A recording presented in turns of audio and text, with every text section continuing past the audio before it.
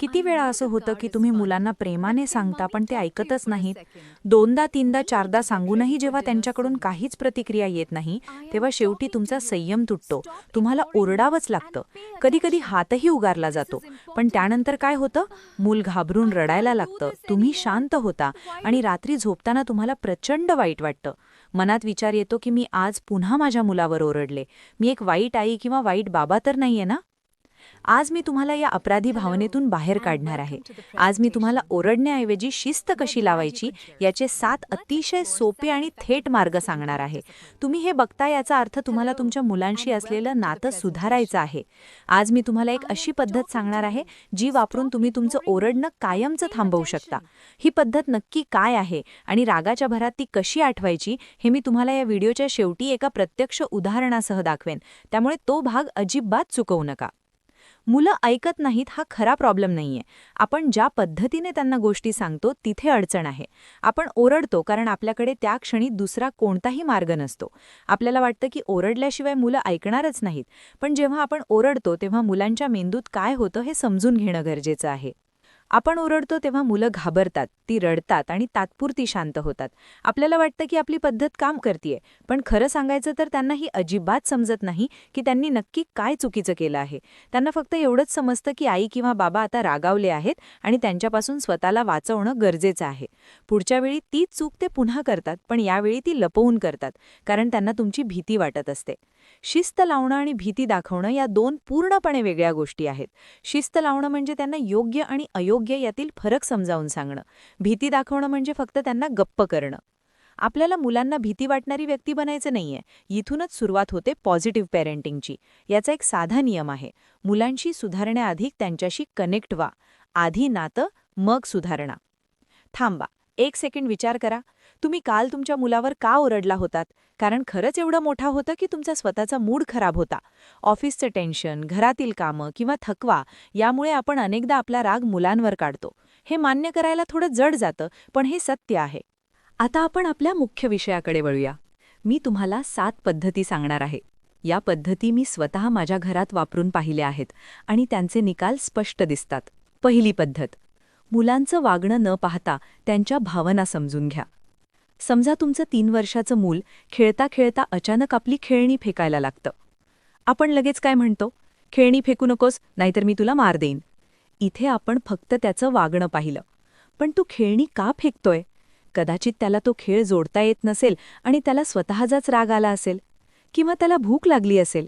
अशा वेळी त्याच्या जवळ जा. त्याला सांगा, मला माहितीये तुला राग आलाय कारण तुझी गाडी चालत नाहीये. पण आपण वस्तू फेकत नाही. तू मला सांग, आपण मिळून ती गाडी दुरुस्त करूया. जेव्हा तुम्ही मुलांच्या भावनांना नाव देता तेव्हा त्यांचा अर्धा राग तिथेच शांत होतो. त्यांना वाटतं की आईला किंवा बाबांना माझं म्हणणं समजलं आहे. दुसरी पद्धत. जर तर ऐवजी जेव्हा तेव्हा वापरा. आपण नेहमी मुलांना अटी घालतो. जर तू जेवण संपवलं नाहीस तर तुला टीव्ही बघायला मिळणार नाही. जर तू अभ्यास केला नाहीस तर मी तुला खेळायला पाठवणार नाही. यामुळे मुलांच्या मनात एक बंडखोरी निर्माण होते.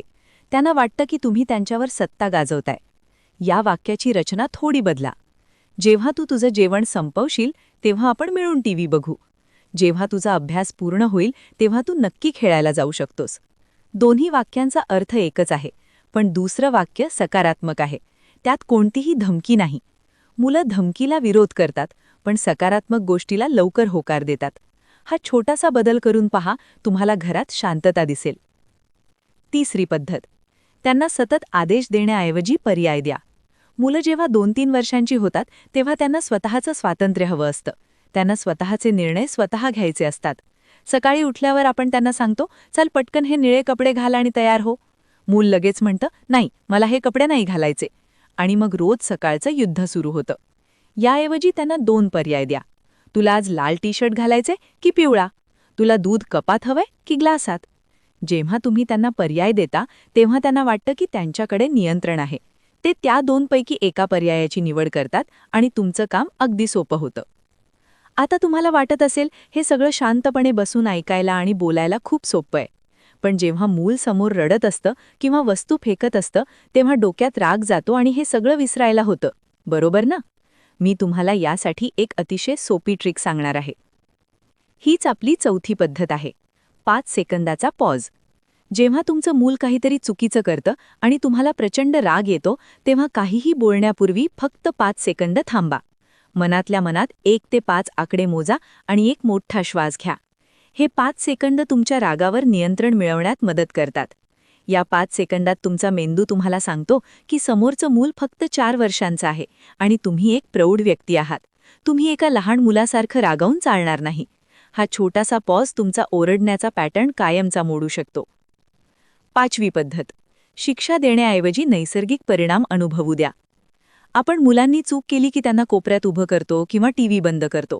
या शिक्षेचा आणि त्यांनी केलेल्या चुकीचा काहीही संबंध नसतो. समजा तुमचं मूल जेवणाच्या ताटाशी खेळतंय आणि जेवत नाहीये. तुम्ही त्याला सांगता की नीट जेव, तो ऐकत नाही. मग तुम्ही टीव्ही बंद करता. याऐवजी नैसर्गिक परिणाम वापरून पहा. ताट ओढून घेऊ नका, पण त्याला सांगा की जेवणाची वेळ संपली आहे. आता हे ताट उचललं जाईल आणि तुला थेट रात्रीच जेवण मिळेल. त्यानंतर त्याला भूक लागली तरी त्याला खाऊ देऊ नका. तो रडेल, पण तो शिकेल. त्याला समजेल की वेळेवर जेवण न केल्यास भूक लागते. ही शिक्षा नाही, हा त्याच्या वागण्याचा नैसर्गिक परिणाम आहे. 6वी पद्धत. टाईमआउटऐवजी टाईम इन करा. पाश्चात्य देशांमधून आलेली टाईमआउट ही पद्धत आपल्याकडे खूप लोकप्रिय झाली आहे. मूल रडायला लागलं की त्याला एका खोलीत एकटं बसवलं जातं. पण विचार करा, जेव्हा तुम्हाला राग आलेला असतो किंवा तुम्हाला रडावंसं वाटत असतं, तेव्हा तुम्हाला एकटं राहायला आवडतं की कोणीतरी जवळ असावं असं वाटतं? मुलांना त्यांच्या भावना कशा हाताळायच्या हे समजत नसतं. अशावेळी त्यांना एकटं सोडलं तर त्यांची भीती अधिक वाढते. याऐवजी टाईम इन वापरा. त्यांच्या जवळ बसा. त्यांना काहीही बोलू नका. फक्त त्यांच्या पाठीवर हात ठेवा. त्यांना रडू द्या. त्यांचा राग शांत झाल्यावर त्यांच्याशी बोला. यामुळे मुलांचा तुमच्यावरचा विश्वास वाढतो. त्यांना खात्री वाटते की मी चुकत असलो तरी माझे आईबाबा मला एकटं सोडत नाहीत. आता 7वी पद्धत पाहण्याआधी स्वतःला एक प्रश्न विचारा. तुम्ही दिवसातून मुलाला नाही किती वेळा म्हणता? हे करू नकोस, तिथे जाऊ नकोस, ते हात लावू नकोस, उड्या मारू नकोस. सतत नाही ऐकून मुलं चिडचिडी होतात आणि मुद्दाम त्याच गोष्टी करतात.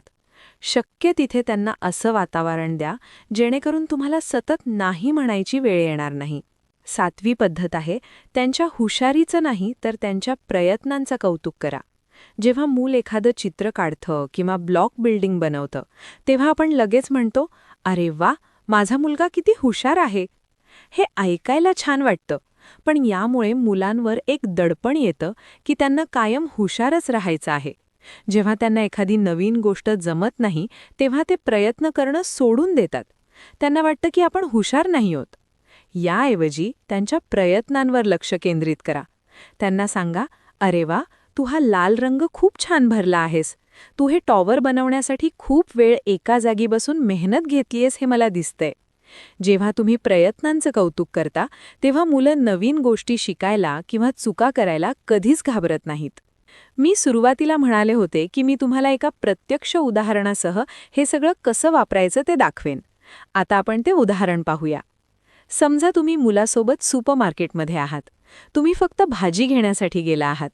अचानक तुमचं मूल एका मोठ्या चॉकलेटसाठी हट्ट करतं. तुम्ही नाही म्हणता. मग ते मूल तिथेच जमिनीवर लोळायला लागतं, जोरात रडायला लागतं. आजूबाजूचे सगळे लोक तुमच्याकडे बघायला लागतात. तुम्हाला प्रचंड राग येतो आणि लाजही वाटते. अशावेळी आपण काय करतो? आपण त्याला मारतो, खेचत बाहेर नेतो किंवा लोकांच्या भीतीने त्याला ते चॉकलेट घेऊन देतो. या दोन्ही गोष्टी चुकीच्या आहेत. आता इथे आपण शिकलेल्या पद्धती कशा वापरायच्या ते बघा. सगळ्यात आधी 5 सेकंदाचा पॉज घ्या. लोकांकडे लक्ष देऊ नका. खाली बसा. मुलाच्या डोळ्यात डोळे घालून बघा. शांत आवाजात म्हणा, मला माहितीये तुला ते चॉकलेट खूप हवं आहे. तुला ते न मिळाल्यामुळे तुला खूप राग आलाय. इथे तुम्ही भावना समजून घेतलीत.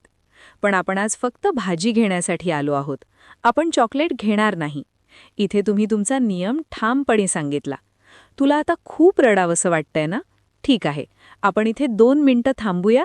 तू रडून घे, मग आपण घरी जाऊया. इथे तुम्ही टाईम इन वापरला. सुरुवातीला तो जास्त रडेल, पण तुम्ही शांत आहात हे पाहून तोही हळूहळू शांत होईल. तुम्ही त्याला मारलं नाही, ओरडले नाही आणि तुम्ही त्याचे लाडही पुरवले नाहीत.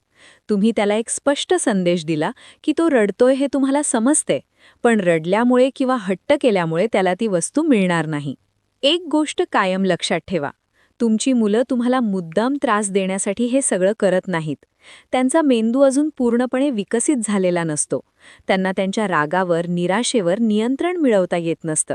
ते तुम्हाला त्रास देत नाहीत, ते स्वतः एका त्रासातून जात असतात आणि त्यावेळी त्यांना तुमची सर्वात जास्त गरज असते. यात एक मोठी चूक आपण सगळे करतो. आपण हे सगळं ऐकतो, व्हिडिओ पाहतो आणि दुसऱ्या दिवशीपासून ही पद्धत वापरायला सुरुवात करतो. पण 2 दिवसातच आपल्याला वाटतं की काहीही बदल होत नाहीये आणि मग आपण पुन्हा जुन्याच पद्धतीने ओरडायला लागतो. मुलं म्हणजे कोणतीही मशीन नाहीत की तुम्ही बटन दाबलं आणि त्यांनी लगेच आपलं वागणं बदललं.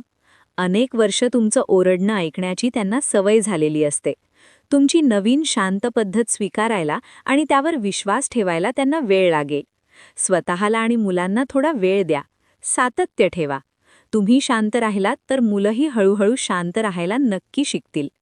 थोडक्यात सांगायचं झालं तर मुलांवर ओरडणं थांबवण्यासाठी त्यांच्या वागण्यामागील भावना समजून घ्या.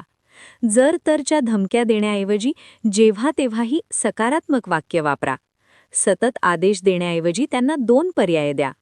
राग आल्यावर प्रतिक्रिया देण्यापूर्वी स्वतः 5 सेकंद थांबा. मारण्याऐवजी त्यांना त्यांच्या वागण्याचे नैसर्गिक परिणाम अनुभवू द्या. त्यांना एकटा सोडण्याऐवजी त्यांच्या सोबत बसा आणि त्यांच्या प्रत्येक लहान प्रयत्नाचं मनापासून कौतुक करा. जर तुम्हाला हा व्हिडिओ थोडासाही उपयोगी वाटला असेल तर आजच या 7 पैकी कोणतीही एक पद्धत वापरून पहा. तुम्हाला काय बदल दिसला ते मला तुमचे अनुभव खाली कमेंट्समध्ये नक्की सांगा. मी तुमच्या प्रत्येक कमेंट वाचते आणि मला तुमच्या अनुभवांबद्दल जाणून घ्यायला खूप आवडेल. तुम्हाला मुलांच्या वागणुकीबाबत अजून कोणता त्रास होत असेल तर तेही कमेंटमध्ये सांगा. मी पुढच्या व्हिडिओमध्ये त्यावर नक्की बोलेन.